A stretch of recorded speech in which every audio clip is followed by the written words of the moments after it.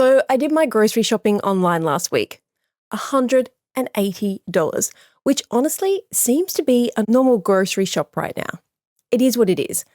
I went through in the evening, I clicked everything, I checked out, I went about my day. And then the next day, the delivery driver showed up. 3 bags. 3 bags for $180. Now, to be clear, one of those bags, and I want you to picture this, one of those bags only held a box of Coke Zero, an entire bag just for the box of Coke Zero. So the reality is we're talking about 2 bags of actual groceries with no meat, just 2 apples for Alana's lunch, and a handful of stuff that I would call, at a stretch, basic staples. I stood there at the door and I just looked at it. 3 bags, $180. I actually said to the driver, "Are there more?" And he's like, "No, that's it." And I think most of you know exactly that feeling. Maybe not in that specific moment, but you've had your version of it. You've opened a bill, you've restocked something, or you've paid for something that you used to pay half as much for. And you've just stood there thinking, when did this become normal? Hey there, I'm Salena Knight, and welcome to the Bringing Business to Retail podcast, where we talk all about the ways to make more money and grow your retail or e-commerce business. Because here's the thing, that grocery shop is not just a Salena problem. That is an everybody right now problem. Costs are up, significantly up.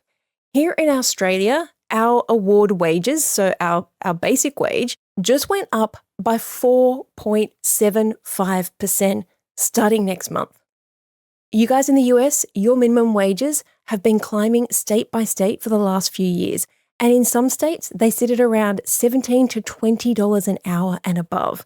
In Canada, businesses are navigating tariff pressures, trade uncertainty, and their own cost increases that are being squeezed from multiple directions at once. Interest rates, depending on where you are sitting right now, have either stayed stubbornly high or they have gone up after people thought that the relief had arrived. Inflation is still above target in most markets. And this is hitting you twice. Your cost of doing business has gone up. Wages, freight, platform fees, packaging, lease renewals. I just logged into my Notion account to discover, I can't believe it, we added a new team member and I needed them to connect their Notion to Asana and to our CRM. And she kept coming back to me and saying, it doesn't work. It's like, oh, you're going to have to get onto support because it works for everybody else. Only to discover the plan that we are on has deprecated all of those connections. It now only connects to, I think it was Gmail and Outlook or something. And so we now have to pay double for every single seat in our business who uses Notion to be able to access the things that we accessed just a few months ago. And your customers, they are standing there at their own front door looking at 3 bags, the same thing that I did. They're becoming more careful with their money than they have been in a very long time. So the squeeze is real, and it is coming from both ends. Now, when most store owners feel that squeeze, what is the instinct? It's, we've got to sell more. We've got to get more customers. We've got to do more marketing. We've got to spend more on ads. We've got to run a promotion. We have to boost our posts. We've got to do something to drive more traffic through the door. And when I say door, I mean your online door or your physical doors. And I get it.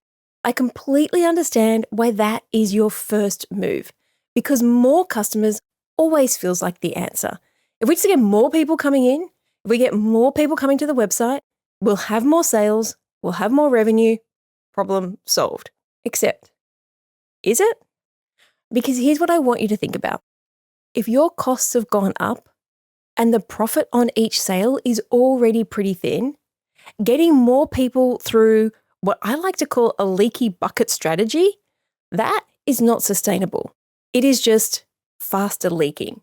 And the thing that I notice across thousands of retail stores is that most of them are pulling just one lever in their business to try and get back, claw back that money.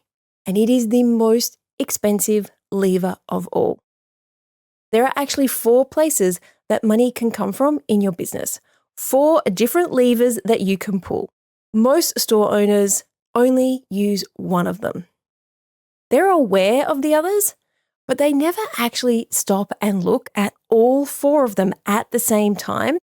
They've never run the numbers on what happens when you move each one. And that is what this episode is about. Because in an environment where every dollar of profit matters more than it did 2 years ago, knowing which lever to pull and when isn't a nice to have, isn't something I'll get around to. Quite honestly, it's probably the difference between you staying in business and not. So in this episode, I want to go through all 4 of those levers. And for each one, I'm going to give you a very honest version of what it can do for you and also where it has its limits.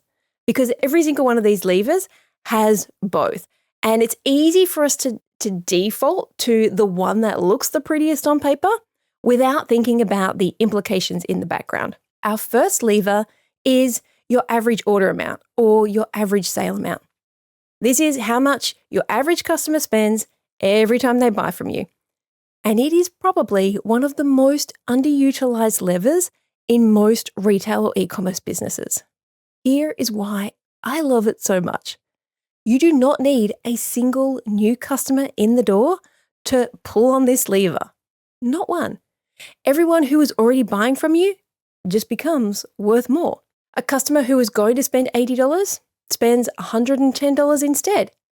If we multiply that $30 across 1,000 transactions, that is $30,000. If we multiply it by every transaction over a year, I'm guessing that you're looking at a very meaningful difference in revenue without spending any extra to get someone through the door. That means you become more profitable because it costs you money to get somebody in the door. If we can get them to spend more, then we keep more. It doesn't have to be complicated. Think about the last time that you walked into a store, whether it is physical, whether it is online. For me, a grocery store just last night, and someone showed you something that went with what you were already buying, or you offered a bundle, or suggested the thing that you didn't know you needed but immediately wanted. Even my grocery store is doing this now. When I go to checkout, it throws things up like Amazon does that says, did you forget something? And usually the answer for me is yes. I'm like, oh, that's right. I forgot. I was supposed to add watermelon. Ting! That is your average sale amount in action. Now, when you do it well, it actually feels like better service. Just like me, forgetting the watermelon and having it pop up at checkout, I'm happy for you to show me that offer. From the customer's point of view, we get more of what we wanted. From your side of the table, you make more per sale. Now, here is the honest part.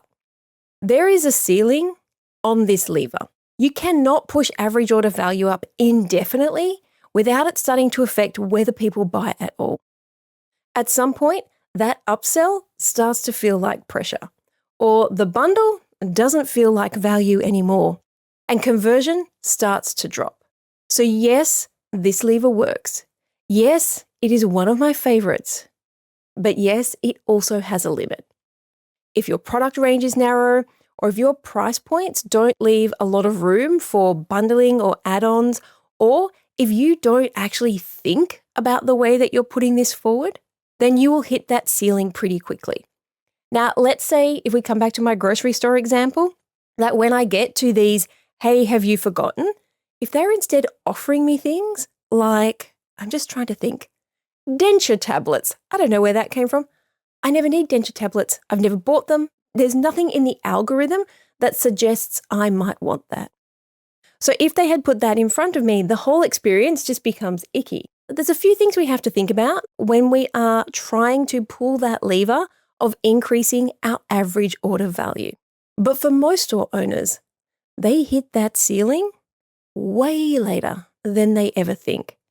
Because most retailers that I've worked with haven't even started implementing this yet.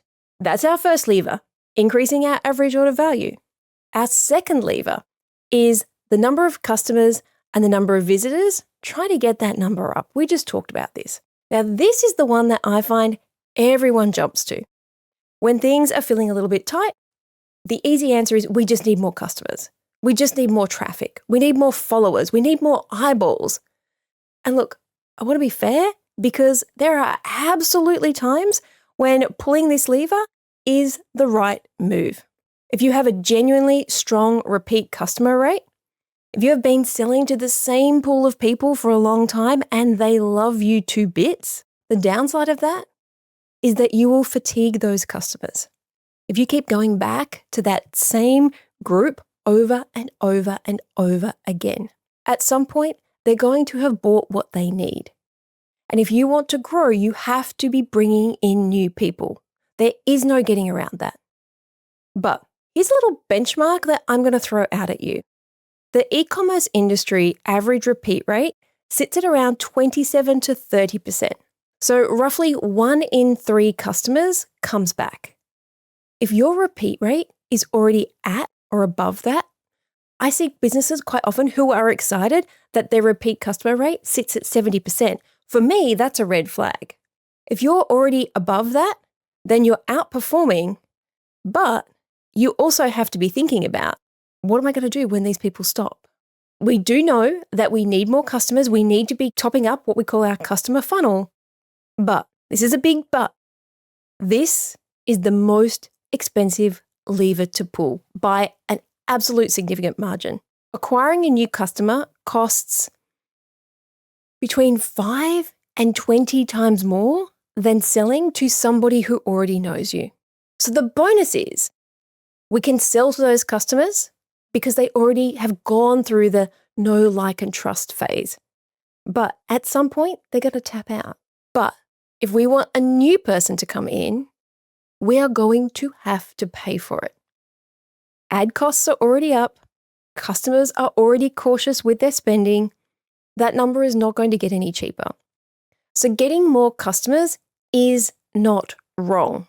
Customer acquisition should 100% be part of your entire marketing strategy. But it should be a very deliberate strategy. It shouldn't just be a reflex. It shouldn't be the first thing you reach for every time sales drop. Because if you are pulling this lever when you don't need to, when the money is already sitting in your existing customers or your conversion rate or your margin, then you are paying a premium for something that you may have gotten for free.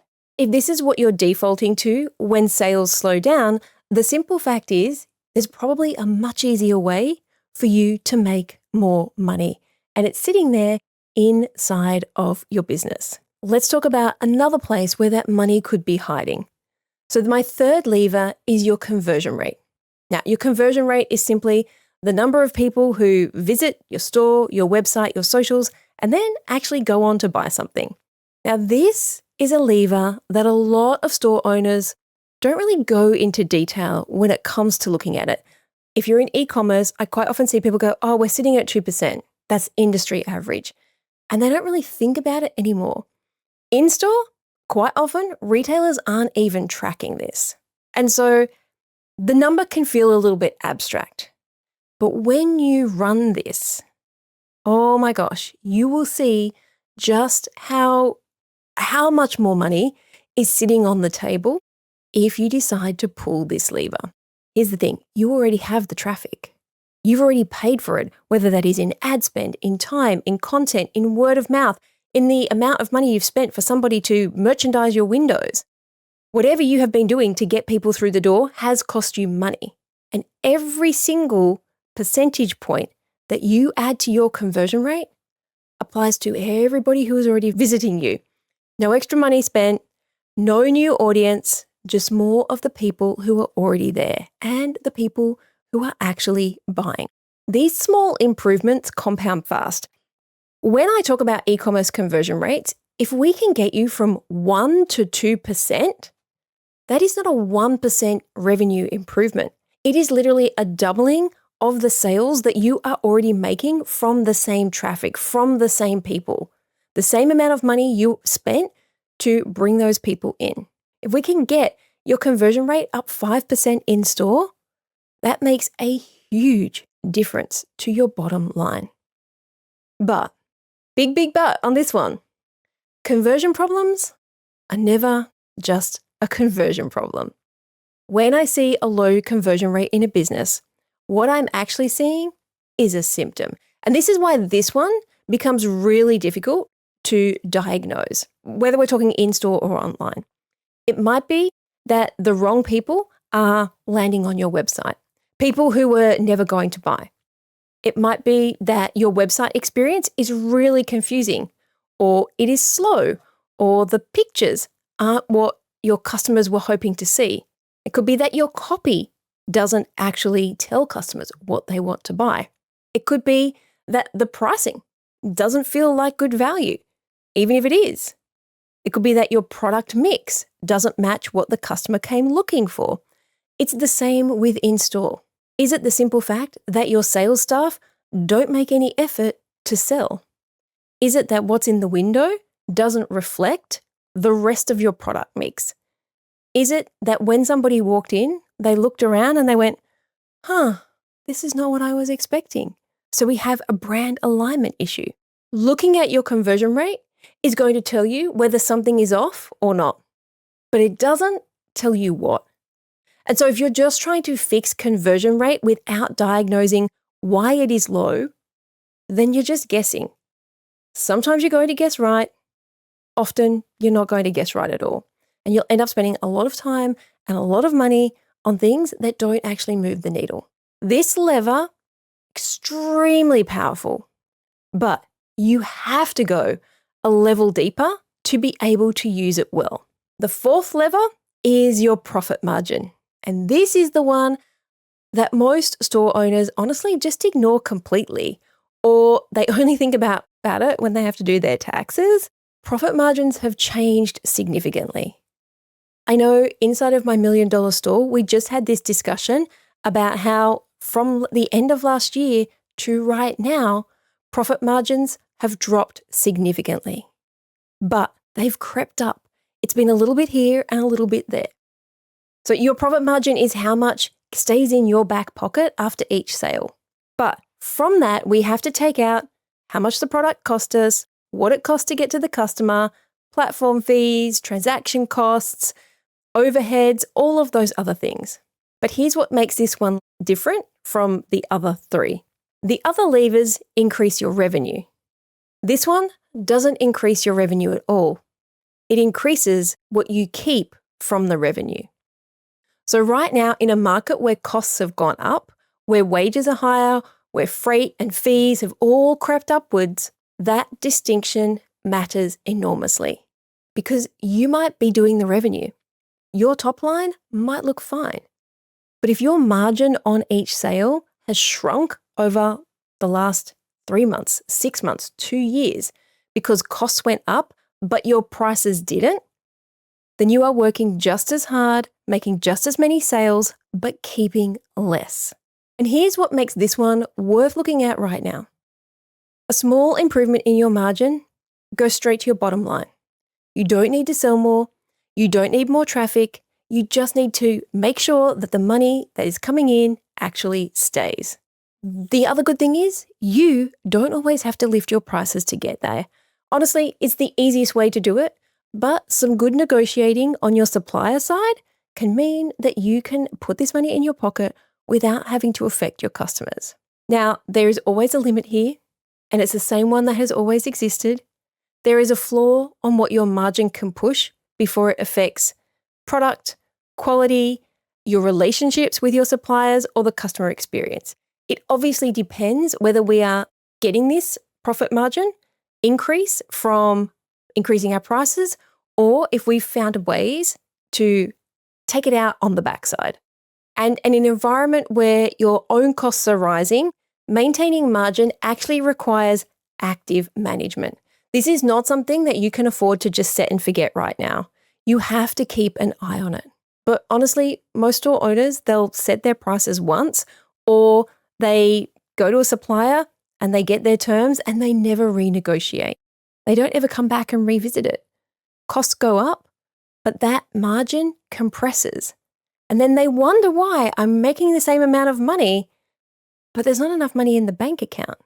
Let's come back to my groceries. $180. I looked at that delivery and something felt immediately wrong, to the point where I asked the driver, were there any more bags? In my head, the equation just didn't make sense. I knew what I had spent, and on the floor, I could see what I'd gotten. And the gap between that two was obvious that the moment the delivery driver asked me to sign for it. But have you had that moment in your business where you know your revenue, you look at your sales, but you haven't stood back to look at which one of those needs to change to get you to the next level? Will it be your average order value? Will it be whether you need to increase your customers? Will it be going back and looking at margins? Will it be your conversion rate? When you don't have that picture, the instinct is always to go outward. We've got to get more traffic. We've got to get more customers. We've got to spend more on ads because that feels like it will be the answer.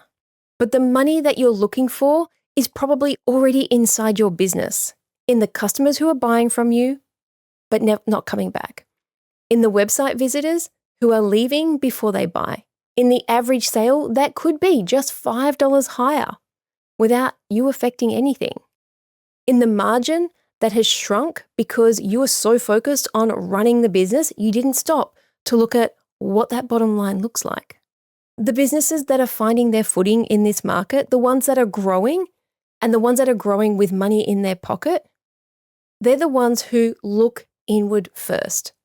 They find that money that is already sitting there before they go out and look for more. That is not a tactic. It is just a different way of thinking about your business. So if you're listening to this and thinking, okay, Sal, I hear you, but I don't know where to start, then I built something for that. It's a free profit calculator, and it does one thing well. You put in your numbers, and then it will show you live in less than 60 seconds what will happen when you move each of those 4 levers. These are not random numbers. They are numbers based on your business. What does it mean for you if your average order value goes up by $20? What does it mean for you if your profit or your conversion rate lifts by 0.5%? What if you focused on margin this quarter instead of traffic? This little thing is going to show you all of it. And the best of all, it shows you side by side. So you can see which lever is going to give you the most return for the least amount of effort right now. And that clarity, knowing where to actually focus instead of just doing more of everything, that is worth more than any tactic I could give you. It's totally free because I am invested in you making more money in your business. You can get it for free over at salenaknight.com/calculator. I'll make sure I put a link inside the show notes. Go and have a look, download it, put your numbers in, and see what your business is already showing you and how much money is sitting on the table right now. Whew, that was a big one today. We got down into the nitty-gritty. I hope that you enjoyed this episode. It feels like I've been a while since I've done a bit of a 4-step process or a bit of a digging into all the different ways things work in your business. Let me know if you love these kind of episodes and we'll do some more of them. Thank you so much for joining me here on the podcast today. And remember, if you want to find out where the money is already sitting in your business, grab my free profit calculator over at salenaknight.com/calculator, and I will see you on the next episode. So that's a wrap. I'd love to hear what insight you've gotten from this episode and how you're going to put it into action. If you're a social kind of person, follow me at the Salena Knight and make sure to leave a comment and let me know.